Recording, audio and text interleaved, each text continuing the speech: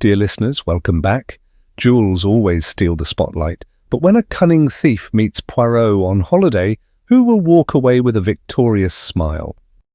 Poirot, I said, a change of air would do you good. You think so, mon ami? I am sure of it. Eh? Said my friend, smiling. It is all arranged then. You will come. Where do you propose to take me? Brighton.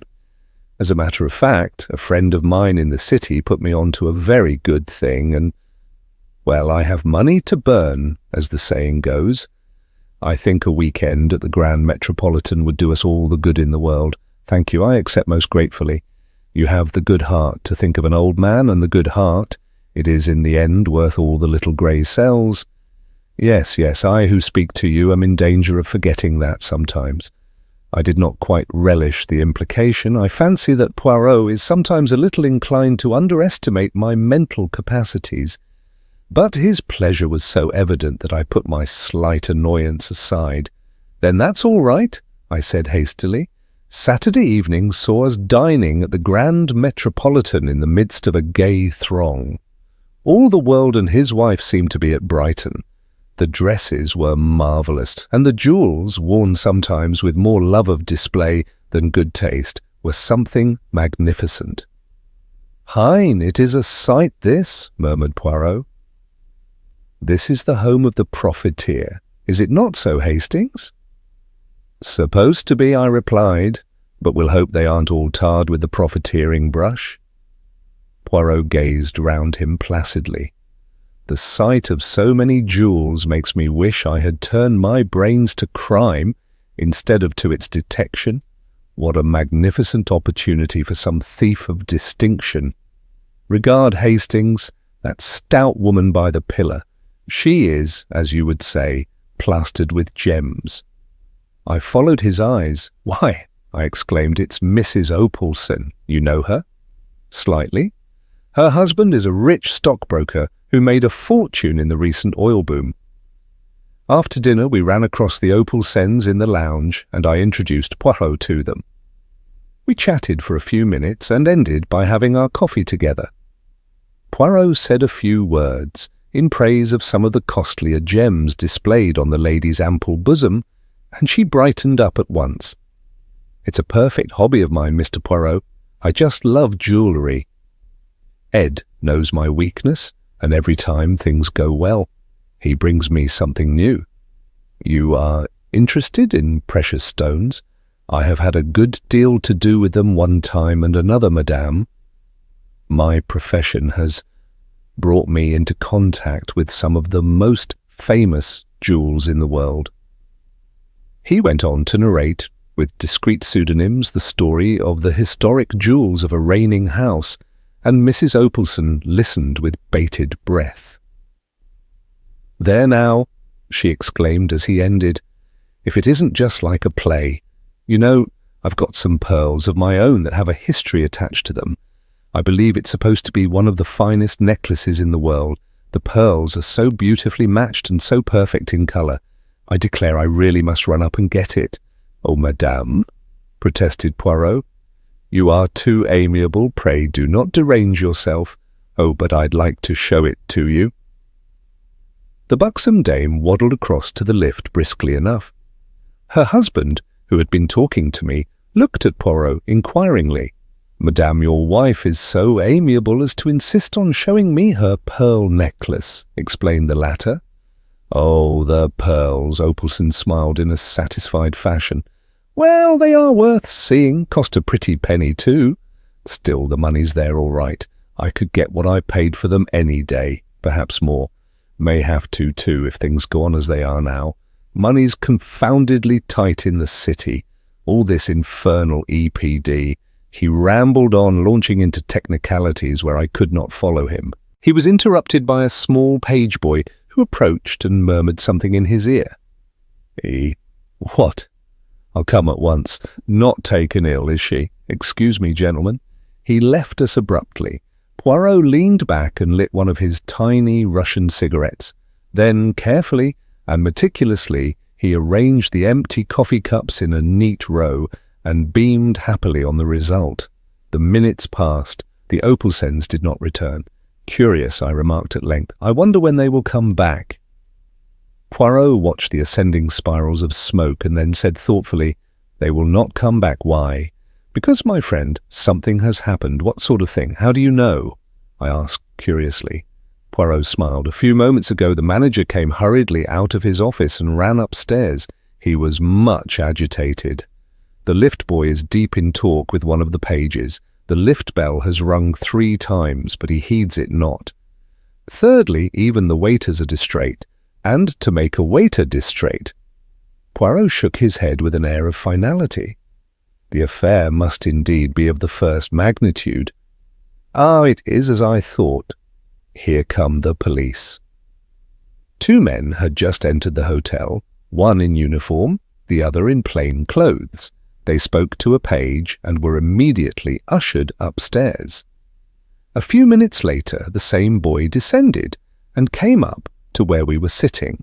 "Mr. Opalson's compliments, and would you step upstairs?" Poirot sprang nimbly to his feet. One would have said that he awaited the summons. I followed with no less alacrity. The Opalsons' apartments were situated on the first floor. After knocking on the door, the page boy retired, and we answered the summons. "Come in." A strange scene met our eyes. The room was Mrs. Opalson's bedroom, and in the centre of it, lying back in an armchair, was the lady herself, weeping violently. She presented an extraordinary spectacle, with the tears making great furrows in the powder with which her complexion was liberally coated. Mr. Opalson was striding up and down angrily. The 2 police officials stood in the middle of the room, one with a notebook in hand. An hotel chambermaid, looking frightened to death, stood by the fireplace, and on the other side of the room a Frenchwoman, obviously Mrs. Opalson's maid, was weeping and wringing her hands with an intensity of grief that rivaled that of her mistress. Into this pandemonium stepped Poirot, neat and smiling. Immediately, with an energy surprising in one of her bulk, Mrs. Opalson sprang from her chair towards him. "There now. Ed may say what he likes, but I believe in luck. I do. It was fated I should meet you the way I did this evening, and I've a feeling that if you can't get my pearls back for me, nobody can. Calm yourself, I pray of you, madame." Poirot patted her hand soothingly. "Reassure yourself. All will be well. Hercule Poirot will aid you." Mr. Opalson turned to the police inspector. "There will be no objection to my calling in this gentleman, I suppose?" "None at all, sir," replied the man civilly, but with complete indifference. "Perhaps now your lady's feeling better, she'll just let us have the facts." Mrs. Opalson looked helplessly at Poirot. He led her back to her chair. "Seat yourself, madame, and recount to us the whole history without agitating yourself." Thus abjured, Mrs. Opalson dried her eyes gingerly and began. "I came upstairs after dinner to fetch my pearls for Mr. Poirot here to see. The chambermaid and Celestine were both in the room, as usual." "Excuse me, madame, but what do you mean by 'as usual'?" Mr. Opalson explained. "I make it a rule that no one is to come into this room unless Celestine, the maid, is there also. The chambermaid does the room in the morning while Celestine is present, and comes in after dinner to turn down the beds under the same conditions. Otherwise she never enters the room. Well, as I was saying," continued Mrs. Opalson, "I came up. I went to the drawer here." She indicated the bottom right-hand drawer of the knee-hole dressing table, took out my jewel case and unlocked it. It seemed quite as usual, but the pearls were not there. The inspector had been busy with his notebook. "When had you last seen them?" he asked. "They were there when I went down to dinner." "You are sure?" "Quite sure.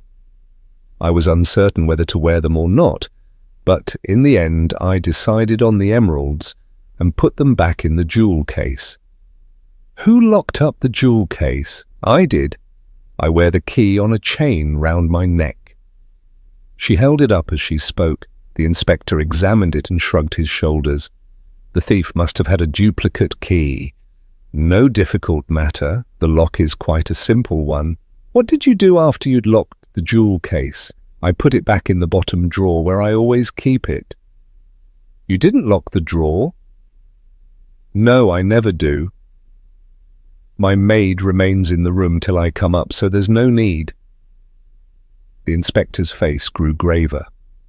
Am I to understand that the jewels were there when you went down to dinner, and that since then the maid has not left the room?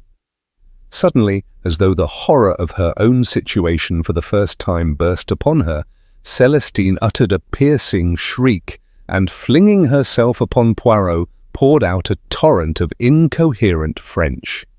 The suggestion was infamous, that she should be suspected of robbing Madame. The police were well known to be of a stupidity incredible, but Monsieur, who was a Frenchman— "A Belgian," interjected Poirot, but Celestine paid no attention to the correction. Monsieur would not stand by and see her falsely accused, while that infamous chambermaid was allowed to go scot-free. She had never liked her, a bold, red-faced thing, a born thief. She had said from the first that she was not honest, and had kept a sharp watch over her too when she was doing Madame's room. Let those idiots of policemen search her, and if they did not find Madame's pearls on her, it would be very surprising. Although this harangue was uttered in rapid and virulent French, Celestine had interlarded it with a wealth of gesture, and the chambermaid realized at least a part of her meaning. She reddened angrily. "If that foreign woman's saying I took the pearls, it's a lie," she declared heatedly. "I never so much as saw them." "Search her!" screamed the other. "You will find it is as I say." "You're a liar, do you hear?" said the chambermaid, advancing upon her. "Stole 'em yourself, and want to put it on me. Why, I was only in the room about 3 minutes before the lady come up, and then you were sitting here the whole time as you always do, like a cat watching a mouse." The inspector looked across inquiringly at Celestine. "Is that true? Didn't you leave the room at all?" "I did not actually leave her alone," admitted Celestine reluctantly, "but I went into my own room through the door here twice, once to fetch a reel of cotton and once for my scissors." "She must have done it then." "You wasn't gone a minute," retorted the chambermaid angrily. "Just popped out and in again. I'd be glad if the police would search me. I've nothing to be afraid of." At this moment there was a tap at the door.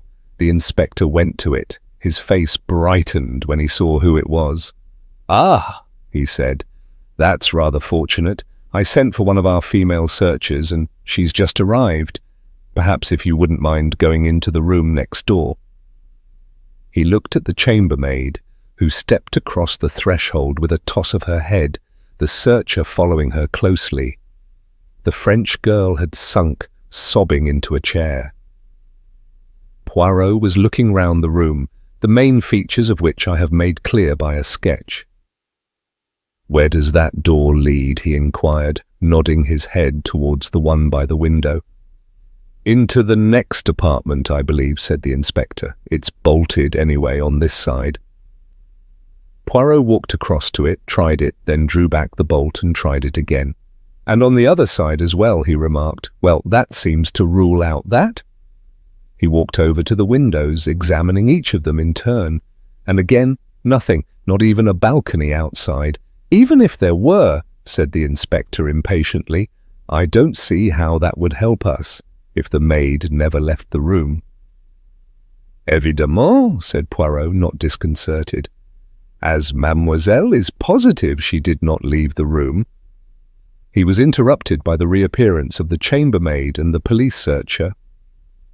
"Nothing," said the latter laconically. "I should hope not, indeed," said the chambermaid virtuously. "And that French hussy ought to be ashamed of herself, taking away an honest girl's character." There, my girl, that's all right," said the inspector, opening the door. "Nobody suspects you. You go along and get on with your work." The chambermaid went unwillingly. "Going to search her?" she demanded, pointing at Celestine. Yes. He shut the door on her and turned the key. Celestine accompanied the searcher into the small room in her turn. A few minutes later, she also returned. Nothing had been found on her. The inspector's face grew graver. "I'm afraid I'll have to ask you to come along with me all the same, miss." He turned to Mrs. Opelson. "I'm sorry, madam, but all the evidence points that way. If she's not got them on her, they're hidden somewhere about the room." Celestine uttered a piercing shriek and clung to Poirot's arm. The latter bent and whispered something in the girl's ear. She looked up at him doubtfully.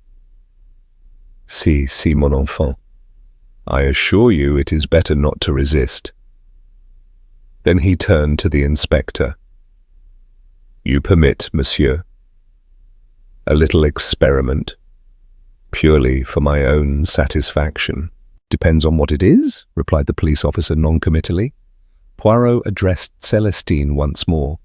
"You have told us that you went into your room to fetch a reel of cotton. Whereabouts was it?" "On the top of the chest of drawers, monsieur." "And the scissors?" "They also." "Would it be troubling you too much, mademoiselle, to ask you to repeat those two actions?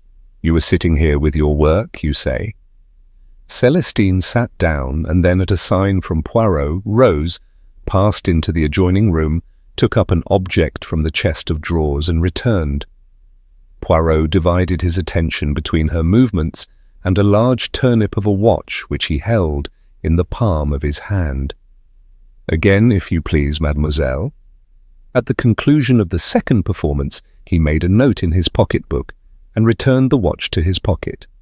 "Thank you, mademoiselle. And you, monsieur?" He bowed to the inspector for your courtesy. The inspector seemed somewhat entertained by this excessive politeness. Celestine departed in a flood of tears, accompanied by the woman and the plain-clothes official. Then, with a brief apology to Mrs. Opelson, the inspector set to work to ransack the room. He pulled out drawers, opened cupboards, completely unmade the bed, and tapped the floor. Mr. Opelson looked on sceptically. "You really think you will find them?" "Yes, sir." "It stands to reason." She hadn't time to take them out of the room. The ladies discovering the robbery so soon upset her plans. "No, they're here right enough. One of the two must have hidden them, and it's very unlikely for the chambermaid to have done so." "More than unlikely, impossible," said Poirot quietly. "Eh?" The inspector stared. Poirot smiled modestly. "I will demonstrate. Hastings, my good friend, take my watch in your hand, with care. It is a family heirloom. Just now I timed mademoiselle's movements. Her first absence from the room was of 12 seconds, her second of 15. Now observe my actions. Madame will have the kindness to give me the key of the jewel case. I thank you. My friend Hastings will have the kindness to say, 'Go, go,'" I said. With almost incredible swiftness, Poirot wrenched open the drawer of the dressing table, extracted the jewel case, fitted the key in the lock, opened the case, selected a piece of jewellery, shut and locked the case, and returned it to the drawer, which he pushed to again. His movements were like lightning. "Well, mon ami," he demanded of me breathlessly. 46 seconds, I replied. "You see?" He looked round. There would not have been time for the chambermaid even to take the necklace out, far less hide it. "Then that settles it on the maid," said the inspector with satisfaction, and returned to his search.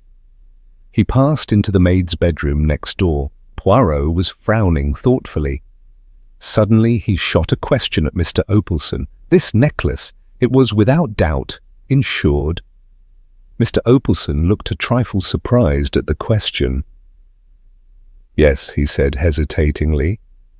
"That is so. But what does that matter?" Broke in Mrs. Opelson tearfully. "It's my necklace I want. It was unique. No money could be the same." "I comprehend, madame," said Poirot soothingly. I comprehend perfectly. To la femme, sentiment is everything, is it not so? But monsieur, who has not the so fine susceptibility, will doubtless find some slight consolation in the fact. Of course, said Mr. Opalson rather uncertainly. Still? He was interrupted by a shout of triumph from the inspector. He came in, dangling something from his fingers. With a cry, Mrs. Opalson heaved herself up from her chair. She was a changed woman. Oh, my necklace! She clasped it to her breast with both hands. We crowded round. Where was it? Demanded Opalson. Maid's bed, in among the springs of the wire mattress. She must have stolen it and hidden it there before the chambermaid arrived on the scene. You permit, madame? Said Poirot gently. He took the necklace from her and examined it closely, then handed it back with a bow. I'm afraid, madame, you'll have to hand it over to us for the time being, said the inspector. We shall want it for the charge, but it shall be returned to you as soon as possible. Mr. Opalson frowned. Is that necessary? I'm afraid so, sir. Just a formality. Oh, let him take it, Ed, cried his wife. I'd feel safer if he did. I shouldn't sleep a wink thinking someone else might try and get hold of it. That wretched girl, and I would never have believed it of her. There, my dear, don't take on so. I felt a gentle pressure on my arm. It was Poirot. Shall we slip away, my friend? I think our services are no longer needed. Once outside, however, he hesitated and then, much to my surprise, he remarked, I should rather like to see the room next door. The door was not locked, and we entered. The room, which was a large double one, was unoccupied. Dust lay about rather noticeably, and my sensitive friend gave a characteristic grimace as he ran his finger round a rectangular mark on a table near the window. The service leaves to be desired, he observed dryly. He was staring thoughtfully out of the window and seemed to have fallen into a brown study. Well? I demanded impatiently. What did we come in here for? He started. Je vous demande pardon, mon ami. I wished to see if the door was really bolted on this side also. Well, I said, glancing at the door which communicated with the room we had just left. It is bolted. Poirot nodded. He still seemed to be thinking. And anyway, I continued, what does it matter? The case is over. I wish you'd had more chance of distinguishing yourself. But it was the kind of case that even a stiff-backed idiot like that inspector couldn't go wrong over. Poirot shook his head. The case is not over, my friend. It will not be over until we find out who stole the pearls. But the maid did. Why do you say that? Why, I stammered, they were found, actually in her mattress. Ta, said Poirot impatiently. Those were not the pearls. What? Imitation, mon ami. The statement took my breath away. Poirot was smiling placidly. The good inspector obviously knows nothing of jewels, but presently there will be a fine hullabaloo. Come, I cried, dragging at his arm. Where? We must tell the Opalsons at once. I think not. But that poor woman, eh bien, that poor woman, as you call her, will have a much better night believing the jewels to be safe. But the thief may escape with them. As usual, my friend, you speak without reflection. How do you know that the pearls Mrs. Opalson locked up so carefully tonight were not the false ones, and that the real robbery did not take place at a much earlier date?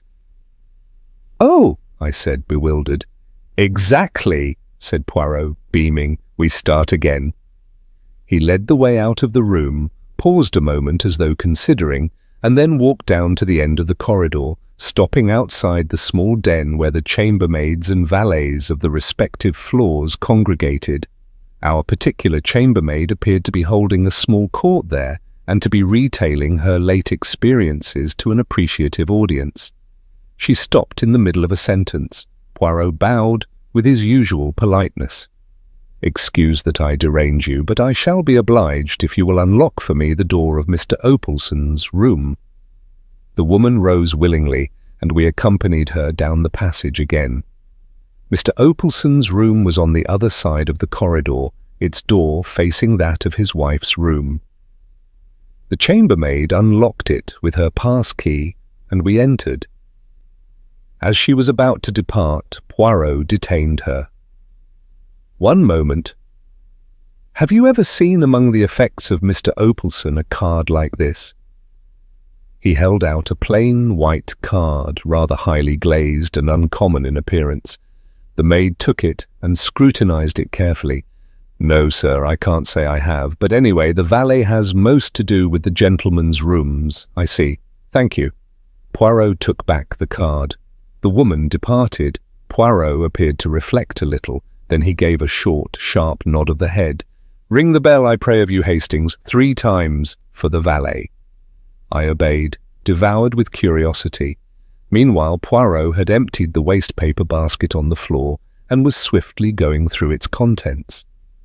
In a few moments, the valet answered the bell. To him, Poirot put the same question and handed him the card to examine. But the response was the same. The valet had never seen a card of that particular quality among Mr. Opalson's belongings. Poirot thanked him, and he withdrew, somewhat unwillingly, with an inquisitive glance at the overturned waste-paper basket and the litter on the floor. He could hardly have helped overhearing Poirot's thoughtful remark as he bundled the torn papers back again, and the necklace was heavily insured. "Poirot!" I cried. "I see—" "You see nothing, my friend," he replied quickly. "As usual, nothing at all. It is incredible. But there it is. Let us return to our own apartments." We did so in silence. Once there, to my intense surprise, Poirot effected a rapid change of clothing. "I go to London tonight," he explained. "It is imperative." "What?" "Absolutely. The real work, that of the brain, those brave little grey cells. It is done. I go to seek the confirmation. I shall find it. Impossible to deceive Hercule Poirot." "You'll come a cropper one of these days," I observed, rather disgusted by his vanity. "Do not be enraged, I beg of you, mon ami. I count on you to do me a service, of your friendship." "Of course," I said eagerly, rather ashamed of my moroseness. "What is it?" "The sleeve of my coat that I have taken off. Will you brush it? See you, a little white powder has clung to it. You, without doubt, observed me run my finger round the drawer of the dressing table. No, I didn't. You should observe my actions, my friend. Thus I obtained the powder on my finger, and being a little overexcited, I rubbed it on my sleeve, an action without method which I deplore, false to all my principles." "But what was the powder?" I asked, not particularly interested in Poirot's principles.